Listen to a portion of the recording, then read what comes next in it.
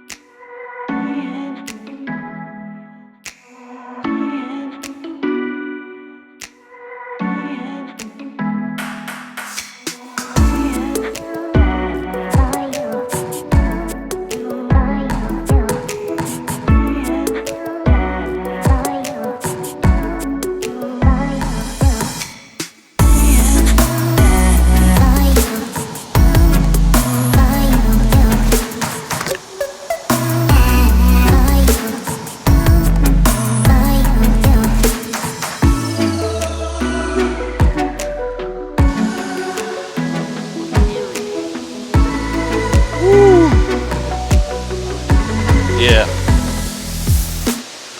Wow, this one's nice. This is a cool spot right here, right on the edge. No ropes, no guardrails, no signs. Down there and take a picture of me. Yep. I'm really happy with the entire trip, the camping, the hiking, the waterfalls, and the access. The access is so important. As a photographer, you know, you go to many places and hike many trails, and you know, you're looking for the shot of that wonderful scene that has so much emotion. But when you're constricted to the location, like you get there and there's guardrails and there's, you know, signs telling you don't do this, or it's a, you know, a violation of the law if you do that or this, it's so constricting. So it's hard to get a unique perspective. And in photography, I think that's a major part of your composition, is a unique perspective. And it's not hard to do here. At Ricketts Glen State Park, you can get down in the water, you can get right up close to the waterfall, and you can find some really unique perspectives. When you have other people with you, you need to keep, you know, their feelings in consideration. Me, I would walk this thing as much as I could and take a lot longer time, but they're allowing me enough time to get the photos I want, which is just, you know, awesome and very kind of them. The kids aren't complaining, and my buddy's completely cool with it. But I don't want to take advantage of that.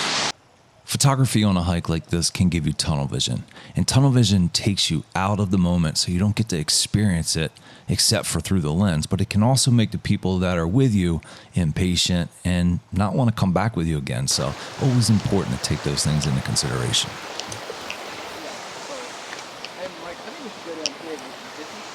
Yeah, at least these two. Yeah. This one's not. This is not worth the walk. Well, I mean, it's just such a low flow.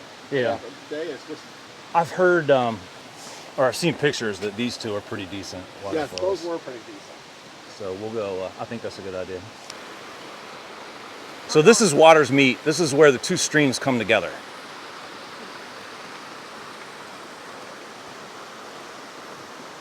You got one stream over there, one stream over here, and then they all go down here. And there's 3 more waterfalls down here. We decided we're gonna go see 2 of them, but the other one's only about 15 feet tall. We're gonna bypass that one and save about a half mile or so. So if you decide to do what we're doing and go down this trail at Waters Meet, you need to know that it's an out and back hike. So you're gonna see the same thing going down as you see coming back. I want to also mention, if you decide not to do this, this can cut, I think it's a little more than 2 miles off of your total hike. However, I want to encourage you, if you have the energy, you need to try to make the push to go see the 2 waterfalls that we went to see.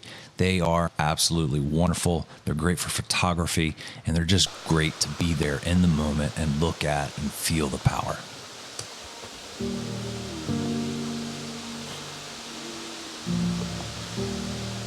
Oh, wow.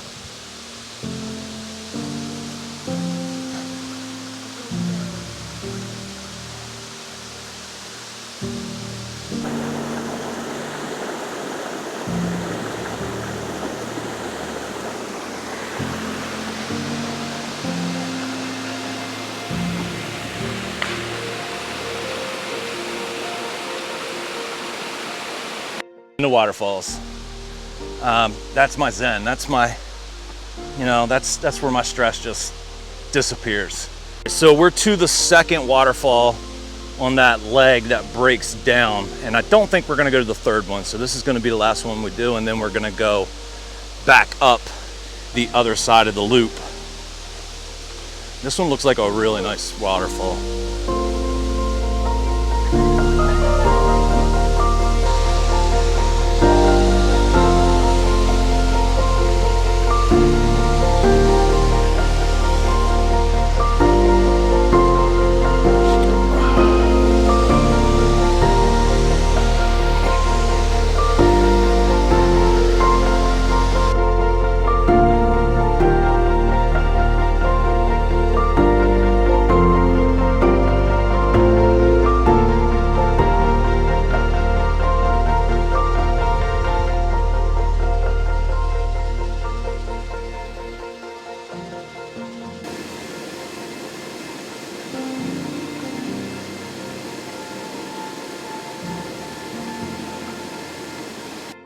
So there was concerns about the trail being very crowded, and at lunchtime about 12 here, it's definitely getting more crowded. We're passing people all the time, having to wait a little bit for people to get out of the way so I can get good shots.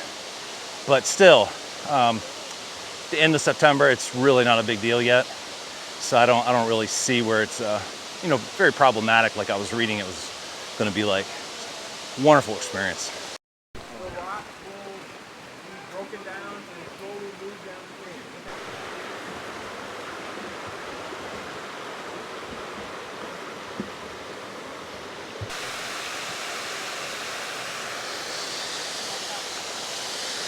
We're about halfway through this little over 7-mile hike. Hiking's something that's fairly new to me. I've discovered hiking with photography, and you know, photography's kind of pushing me into hiking so I can find some wonderful, unique locations just like these waterfalls. And about halfway through this hike, I'm feeling pretty good. The elevation change can be significant in places, you know, up to 100 foot or so, but I'm feeling pretty good. The kids are handling it well. So the hike, although it's a little bit slippery and a little bit dangerous, it's nothing that most people can't handle. Going up this other side of the trail is incline, so you're climbing, and it's pretty gradual. Going down the other side of the trail was a pretty significant decline. So I imagine, you know, they're going to kind of be somewhat equal since we're eventually going back to the same point. But so far the hike's not been that hard. You just have to be careful as far as where you're stepping and making sure that you have some traction. Not really good for photographs. And several of the waterfalls are like this. They're beautiful, but getting a vantage point that works with the light and works, you know, with the waterfalls presentation, sometimes it's just impossible to do. So you just need to let those go and kind of enjoy those in person. Some of the waterfalls just aren't photography friendly, and it is what it is. Everybody has their own ideas and creativity, so I encourage you to try to find something that works for you on every waterfall, because you never know when you're going to get that one wonderful shot. It has definitely gotten a lot more crowded though. Ho! Big boy there.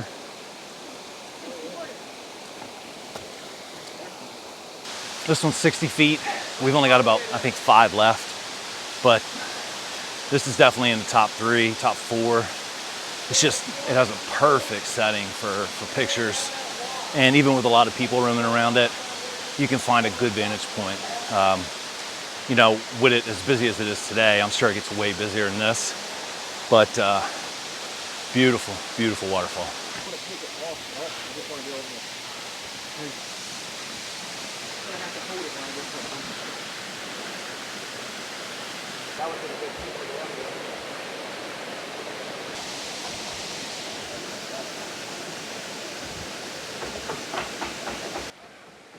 I've really been focusing just on photographing the waterfalls, but there's many wooded and kind of stream scenes that are just absolutely fantastic for photography. I just don't want to make the people that are with me, my son, my buddy, and his son, impatient and bored with it. I want them to have fun with it. And if I'm, causing too many delays, they're just not going to have as much fun. So I tried to focus just on the waterfalls, but at Ricketts Glen State Park, the waterfalls really are all you need. But I do want to point out there's many opportunities for other types of photography here as well. I think the time of year that we came is perfect. The trees are still green and vibrant, but the crowds have diminished because it is, schools are back in session. It's the end of September. We got a very early start. If I could do it again, and I probably will do it again at some point, I would get an earlier start because, like I said, around lunchtime or so, you can see there's just more and more people, and it's much harder to get a photograph that's without people in it. And that's what I look for. I'm looking for, just landscape scenes that don't really have any people in them unless I'm really trying to show like scale or something. But I just really love that natural scene. So it gets much harder to do that the later the day is. So I encourage you, if you're trying to photograph the waterfalls, try to get there early. I was anticipating the hike taking us somewhere between 7 and 8 hours, but I just didn't spend as much time at each waterfall that I thought I would. So the hike took us from about 8 a.m. to 12:30-ish or so, and that's from parking lot back to parking lot. So we're getting close to the stretch of the trail that really has nothing on it. I won't film that, but yeah, we're about, I think, 5.5 miles in, and we've seen most of the great waterfalls. I think we have one left, but it's just a little small one. So we're closing in on the end of the trail, and my body and my feet are agreeing. It's been long, but it's been awesome.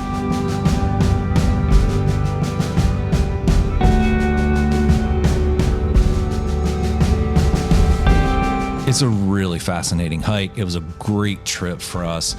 I really love when state parks really, just try to preserve the naturalness of the park. For me, one of the most amazing parts of hiking in a park like this is the naturalness. It's, there aren't signs, there aren't guardrails and fences. It's just you and natural nature.